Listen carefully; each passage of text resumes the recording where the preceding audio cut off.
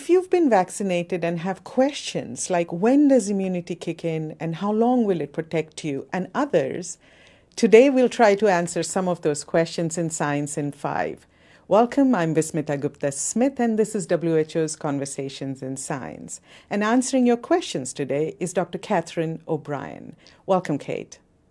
Thank you so much. Pleased to be with you. Kate, after one has been vaccinated, when does the immunity kick in and how long does it last?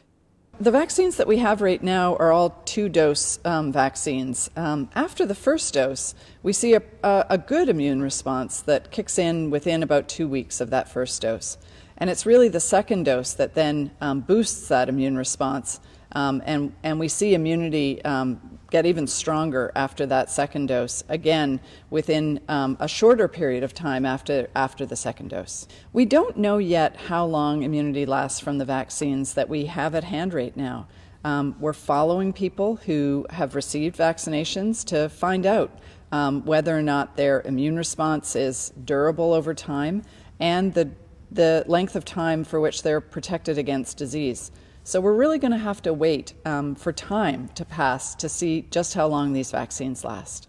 Kate, after one has been vaccinated, can one still catch COVID-19 and can one also infect others? That's a great question. The clinical trials demonstrated that these vaccines protect people against disease. What we don't know yet from the clinical trials is whether or not the vaccines also protect people from just getting infected with the SARS-CoV-2 virus, and whether or not it protects against transmitting to somebody else. So this is a really important part of our understanding about what these vaccines do. Do they only protect against disease, or do they also protect against getting infected and being able to transmit to somebody else, even if you're not having any symptoms? Kate, explain to us, why does one need to continue with the precautions even after vaccination, and how long are we expected to take these precautions?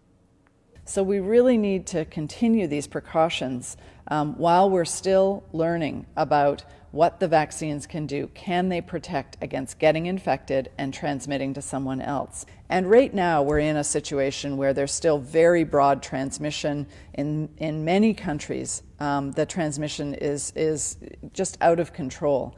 And so for how long we need to continue these precautions is really going to depend on what communities and countries can do to really crush this virus, to crush the transmission. And in that way, the vaccines can do their best job at preventing disease. But remember that we don't actually have the evidence yet for using the vaccine in some age groups. We don't have the evidence for use of vaccines in children, for instance.